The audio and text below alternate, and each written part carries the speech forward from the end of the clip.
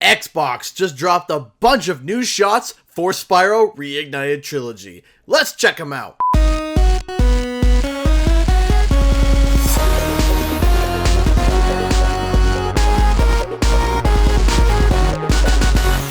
What's up guys, Canadian Guy here, and Xbox just dropped almost a mini trailer for Spyro.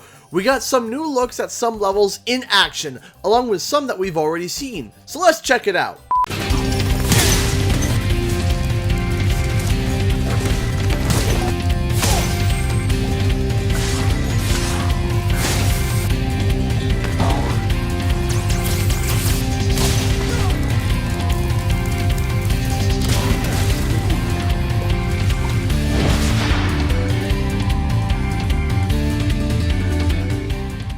Wow, there is a lot of small clips in here. Alright, so let's take a dive in to look at some of these clips. Obviously, we don't need to talk about the clips that we've already seen a million times before, like Toasty and or Treetops, but ones that we have not seen before. We got ourselves a first look at Enchanted Towers. Now, the first clip is, well, not that much, but what we do see is the Jackhammer Rhinox and a little peek at the Rhinox with the mallet. We can see the decorative flooring on the bridge, and we can just see a small snippet of the stars in the skybox. But when we look at the second clip, we see a bit more. We gotta look at the flying gecko. I gotta say, I like this design over the original quite a bit. They just look more ferocious and not quite as derpy. We can also see the architecture of the towers and see it has a corkscrew effect going up the sides of the towers. Also, if we were to look down here, we can see that the area of death has a fog, acting as if these towers were on mountains and are just sticking out of the clouds. Very cool overall. Next up, we got Scorch, a hotly, no pun intended, contested level in terms of today's environment. But judging by this clip, it would seem that just about most of it is preserved. The enemies' clothing are still close to the same, especially the skybox. I love the gradient tone that it uses.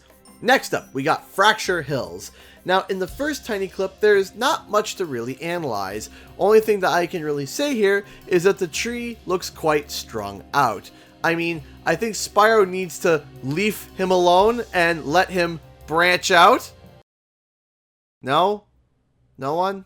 Okay. Right at the end of the trailer, however, we see the stone giant getting rammed into the lava, and his reaction is both priceless and saddening. They ask you how you are, you just have to say that you're fine when you're not really fine, but you just can't get into it because they would never understand. But other than the depressed stone giant on the brink of death, we can see a better look at the skybox, and I love it. I also like the detail of the looming mountain in the distance, just adds more to the world. We got a quick clip of Spyro swimming through what I think is Sunrise Spring. Not much to really talk about here. In the next quick clip of Sheila's Alp, we can see a motion blurred image of the goats. But now we see another one of the goats and their horns are different. So it would seem that each billy goat will have their own horn style, and you can recognize which one is which by their horns. We also got a quick clip of a Sparks level, and this looks really well done. You can see that Sparks on the bottom right corner also shows his color and notifying you his health bar.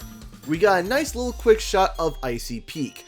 I love how they were able to really add on to the effect that you are on top of a snow-ridden mountain in a blizzard, and that effect is really awesome. We also got a quick shot of Lofty Castle. Sadly, it's so fast, there is not much that we can read from it, but it does look really good.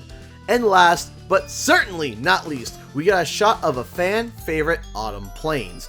We can see the leaves falling off the trees here, and it looks just so gorgeous. I cannot wait to simply run around in this level and see everything. Did I miss something? Comment below and let me know. Anyway guys, thanks so much for watching. Cue the extra.